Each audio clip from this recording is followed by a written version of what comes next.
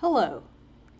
In this discussion, we're going to learn about prompt crafting, or as some refer to it, prompt engineering. And it is just simply the way to ask the best questions and the most thorough questions to get the best response from your artificial intelligence assistant. And you're going to read in a lot of different journals and textbooks and articles advice on prompt crafting. But they're all going to basically give the same advice. So here is the way that I have abbreviated it.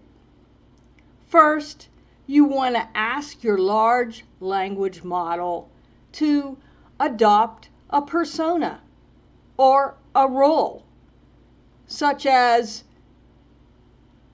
hey, artificial intelligence assistant, you are going to be an experienced researcher in biology. Or, hey, artificial intelligence assistant, you're going to be an administrative assistant to a CEO of a large corporation. Whatever persona or type of assistant you wish to adopt, that's what you should ask for. You want to be clear about the audience for your response and the purpose. Are you trying to sell a concept? Are you trying to educate a certain population of individuals? Is that population young adults, or are they seasoned professionals? You want to explain all of this to the large language model. Very, very important in your explanation is to provide what I call guardrails. And those will be a narrow avenue down which you want the large language model to proceed. Do you want your response to be a certain length? Do you want it to be at a certain reading level? Are you creating a response, again, for very young adults, for little children, or are you writing a grant proposal that needs to be in very professional and organized language? Moving right along with that, you want to offer some examples to guide the format and style of your response, especially if you are working on a proposal, for instance, that includes some very strict guidelines. You want to make sure the large language model is aware of those guidelines. And last but certainly not least, you need to fact check what the large language model returns to you, because AI is not perfect. You've heard the expression garbage in, garbage out. Well, it applies to AI as well. If your model happens to be trained on biased information or out-of-date information, then the result that you get may not be completely accurate, or it may not be accurate at all. So let's go a little bit deeper into each of those steps. When you ask the large language model or the AI assistant to adopt a persona, you want to tell it to act as if it is a certain person or thing that has a certain knowledge base. So, for instance, you look at the third bullet, act as a compassionate manager who's breaking difficult corporate news to the crew. This might be something that you don't have experience with yet, but you need to do it because you're a crew leader. So you can have the AI model help to craft your message in a way that is both professional yet compassionate. You want to make sure that you instruct the model about your audience. So is your audience a group of individuals who have never heard about the topic for which you are about to speak? Or are they, top tier seasoned professionals that are looking for a deep dive into the subject matter? Another important consideration is, do you have an eager audience? Are they just waiting with bated breath on your every word? Or is your audience skeptical or even hostile about the message? These are important considerations in the way that you, with the assistance of the AI tool, come up with your presentation. You'll want to include certain facts and perhaps exclude others, again, based on the type of audience you want to reach. When providing the guardrails, it is very important to inform your large language model about areas of restriction. You do not want the AI to produce for you a 20-page treatise on a subject if you are trying to create an executive summary of 2 paragraphs. Do you want the result to be more of a conversational language, or are you trying to produce a chart or a graph that gives a visual presentation of the results? Again, important to let the AI assistant know what it is you are looking for in what form. You might be starting to think that, hey, this prompt is going to get, pretty long, pretty detailed. And you're right.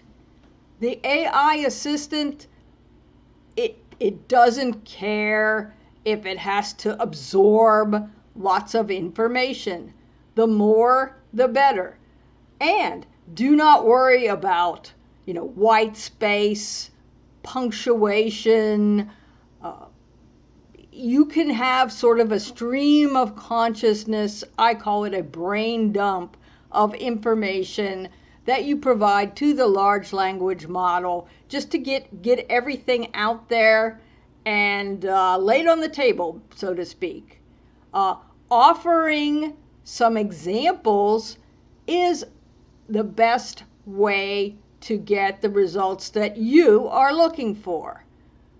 So if you have a writing sample from another occasion, which you believe is very, very good about some other topic, you can provide that to your AI assistant and make sure it's very clear that this is an example of my writing or an example of good writing, and I would like you, my AI assistant, to use this as a framework.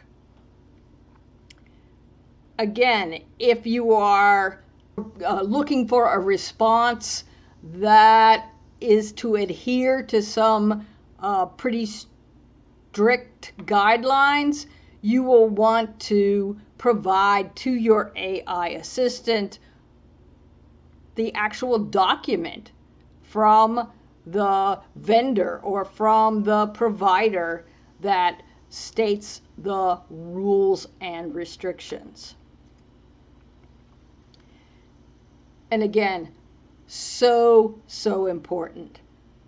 Use your overt, your active oversight to fact check the response. You want to read what comes back from the AI assistant very carefully. You want to take particular facts that might seem a bit suspicious and fact check those against other resources. You've heard the term large language model hallucination. Yes, it's true. AI can make claims that are simply just made up, citations that aren't real, just because the AI has been trained to please you. Well, to believe that it's pleasing you, to doing what you're asking, but it may not be based on facts. So when you are asking for quotes or sources or other detailed information, make sure you look at the responses and double check those. Yes, there's a little bit of work involved. AI is not meant to short circuit using your own brain. So check, ask, think, test the responses. And I will provide this slide deck on your learning management system so that you can look at the links and explore a bit further. A very common framework or reference that is used in developing a prompt is what's called the RICE framework or the Ritchie framework. And it's an acronym, RICCE, for role, instructions, context, constraints, and examples. And you can see that this framework basically encapsulates what I just presented about the important aspects of your AI prompt. Describe your role, provide detailed instructions, specify the environment or the area in which this response is going to be used so that the AI can properly tailor the type of language, the tone, and the relevance to that audience. And then set constraints or guardrails for your response based on your particular need. Provide examples to influence whether you're using Claude or ChatGPT or Google Gemini or one of the many other tools that is popping up. You can guide the tool about what style and format that should be used. And always, at the end, fact check what is produced. Here's an example walkthrough that I'll go through fairly quickly. As you probably know, I am a department head at a North Carolina community college, the one that you are attending, and I manage academic programs. I am telling the AI tool all of these pieces of information and that I am ready to launch a new program in, of all things, artificial intelligence. The AI tool congratulates me on launching this new program. Well, that's not the end of the conversation. I'm going to do this iteratively. I go on to say that I have a list of names of people who have filled out an interest form, and I want to send them some follow-up information. I also provide for the AI the background information that I actually have a flyer that I've made for another program of study that I can provide as a guideline or example about what I am trying to produce for the artificial intelligence program of study. The AI assistant says, hey, that sounds great. I'd be happy to help you adapt that information. And you can see that I have uploaded to AI the document that I possess. AI goes on to say, hey, you know what? To create a similar flyer for your AI program, I'm going to need to know a few things. So here, please provide these pieces of information. Once I have it, I can structure the flyer to reflect the new opportunities. Well, being a person with an information technology background, I like to do things the most fast and efficient way. So I provide for AI a brochure that has already been created for the program. Answer most of the questions that the AI assistant had already asked me about the program. So the brochure is pretty packed full of information that answers the questions, and I was able to upload an electronic version of that brochure. And we can just move on from that point forward.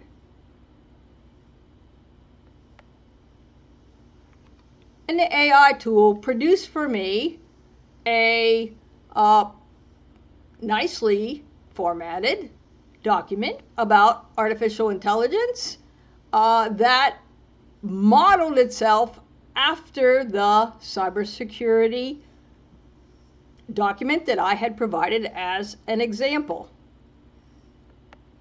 Here are some other ways that I and you can use AI to make your life easier. You might not want to create a quiz, but then again, maybe you do. You might want flashcards. You might want to have a tutor. And again, in the slide deck that I put on the learning management system, you will be able to click the prompt that's here and look at a very detailed set of statements that have been created by several researchers at the University of Pennsylvania Wharton School that can help you use AI as a subject matter tutor. Lots of AI tools out there. I can only give you the advice to check out a few. It will be impossible to become an expert on all of them, but you'll typically have a few favorites. And just know that prompt crafting or prompt engineering, when done completely and very carefully, can produce just really helpful results for you, but it is not a substitute for your own critical thinking, using your brain to analyze what comes back from the tool and put your own flair and personal touch on the outputs. But AI is here to stay, and learning to use what's at your disposal will be very helpful for you, both personally and in your career. Have a great day.